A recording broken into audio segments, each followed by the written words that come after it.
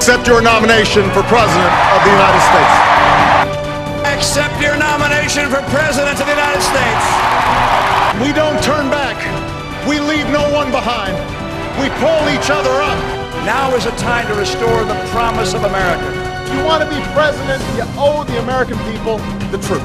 I know what to do, and I will do what it takes to get this economy going. Well, it's election day here in the U.S., and here to share some analysis on who's got the edge and why you should care, our Republican analyst John Tiene, just to my right, and Democratic analyst Michael McKoy, all the way to the right of the screen here. So let's start, gentlemen. I know each of you is going to have your partisan position on this, but let's talk about who goes into this with the edge on election day. John, let me give you first crack at that. You got to give it to the incumbent. The incumbent has the edge. He's got the news every night. Hey, he's just had this big storm. He's been on the front pages. He's got an edge. He also, from an electoral college perspective, he's got the edge. More states are going to go and vote Obama, and he's going to pile up real early a number of states. So he's got the edge going into this. You agree with that, Michael? Yeah, we're going to start off with some bipartisan agreement. Oh, all right. I think that, because when you're the incumbent, you're always just defending. I mean, obviously you won last time. You won a majority of the electoral votes, probably the popular vote as well. And so you're really just playing defense. It's the challenge of the challenger to break the incumbent's coalition.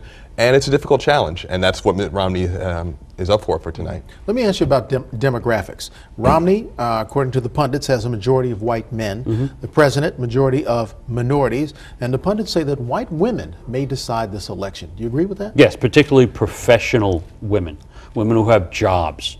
Remember the town hall debate? There was quite a little discussion about how the president kind of responded in a way and kind of talked in general about women being homemakers. That upset a lot of professional women who are really very concerned about the economy and where the economy is going, and Romney seems to be getting a much bigger share of that vote than the Republican candidate did last time around. He's definitely closed the gap, no question. Oh, yeah. Is that a problem, Mike? I think it would be a problem in the long term. I don't think it's really going to be a problem tonight. I think that the president still has that large gender gap in the places that matter. So I think this is, we might see this show up in a lot of the states, particularly a lot of red states, and that might have an effect on where we're going to see popular vote numbers come in as Romney sort of closes that gap. But I think in the places that will be significant, where a lot of single suburban working women in Virginia, in Ohio, in Florida, these places where they've really targeted very hard. The Democrats have been very thoughtful and focused on this. I think it's still going to be in the president's favor, and I think it's really going to be that gap that's going to deliver these states. We'll see. Some of those people are also disenchanted. They're not happy with the president. They voted for him last time, and that's what's going to make or break this election. Is there are a lot of folks that really aren't Republican, really aren't Democrat. They voted for Obama. They were enthusiastic. Now they've got to decide if they want to fire him or not. But I think the difficulty is that that's really the question. It's like, are we going to go to the polls to vote for the president? You don't get the sense that they're saying, I want to go to the polls to vote for Romney. And I think that's really been the Republican argument at the end of this campaign. It's really been one of demographics versus enthusiasm. The president and the Democrats have the demographics. They have the large minority, particularly Latino vote. They have the large young vote. They have actually quite a bit of the white union vote in Ohio, Michigan.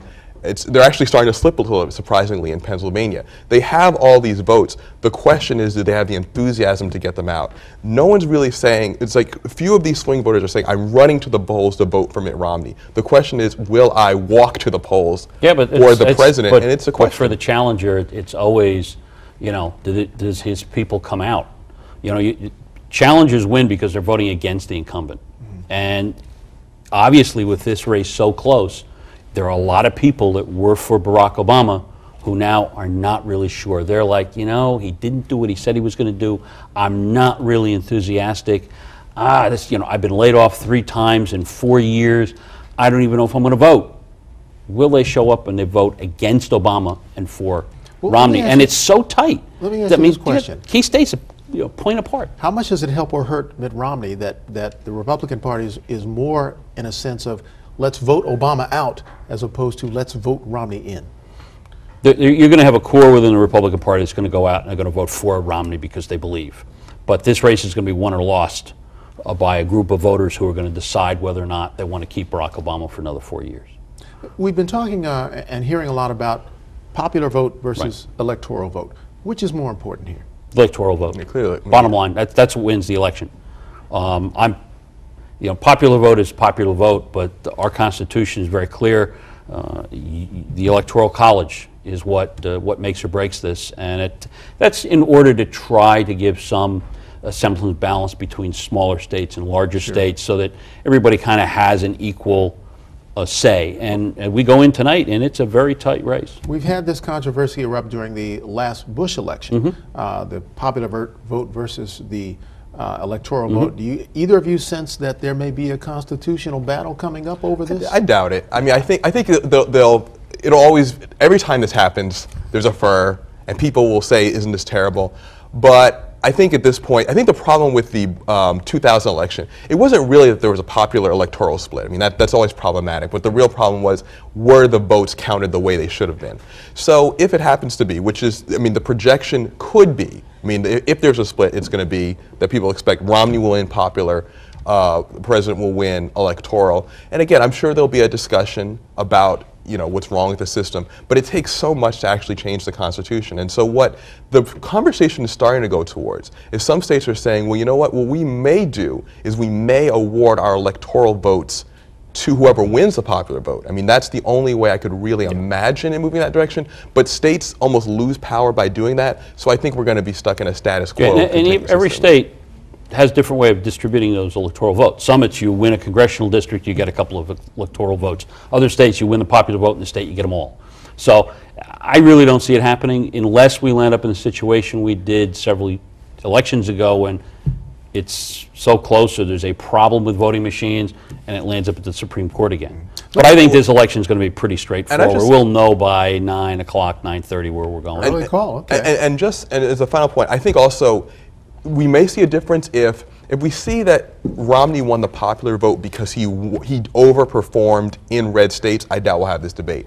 But if we see that Romney wins a popular vote, and I guess that's our assumption, to be Romney who win a popular vote, because he overperformed in some swing states, but yet President Obama still won the election, then we might see more discussion. Again, do I think it'll cause a change? No. But I think if it's just like, wow, you know, Governor Romney, he overperformed in Kansas and Kentucky and Arkansas. Again, it'll be notable, but I don't think it would really. No, Congress is going to be deadlocked anyway. They're not going to do it. Let me ask you about the monkey wrench. Hurricane Sandy. Yeah. The effect, if any, on the election? No real effect. The states that were impacted by the hurricane were going to go for Obama anyway.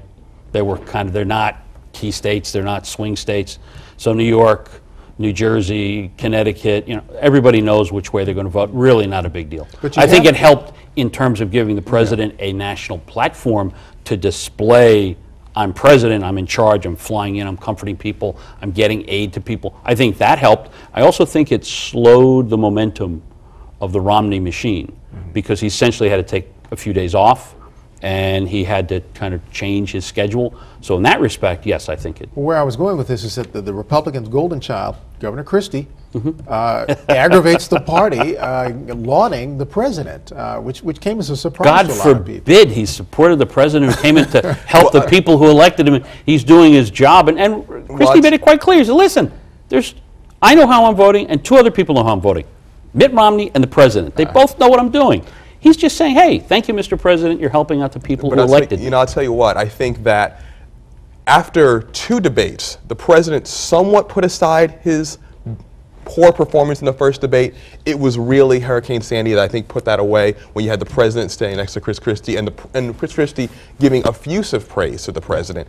And I'll say this, that praise that Governor Christie gave to the president, expect to see that in a campaign commercial for Marco Rubio in 2015 and 2016. When they look back and they see if President Obama wins this election, they will look back at that moment and say, Governor Christie helped the president get over that post-first debate, and it's gonna, you know. I don't think he's going to run for president anyway. Well, then, you know, then his statement makes more sense because if he had presidential ambition. Let me mention one final question real quick. Obama got the endorsement of perhaps one of the most trusted men in America, Colin Powell, Republican. As he did last time. Yeah. Let me ask you your thoughts on that. It certainly helps. Is it an issue, or does it make a difference? I think it helps with some segment of some voters, particularly voters who aren't Republican, aren't Democrat. It will help. I mean, he got the endorsement 4 years ago, so it wasn't surprising that he got it again. And again, just as he did it, you had the storm, so it kind of didn't get as much play, but the Obama administration is playing that in ads and ads over and over and over again. It certainly helped. It didn't hurt.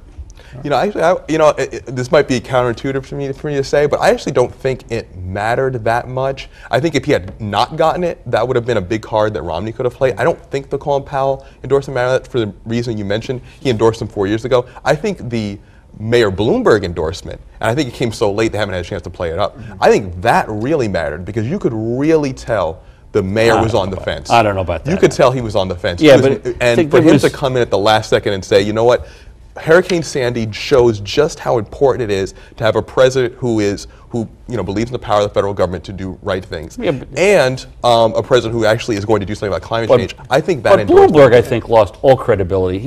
Here is his city devastated by a national disaster, this storm, and we're going to do this, we're going to do that, and oh yeah, I'm going to endorse the president because of climate change.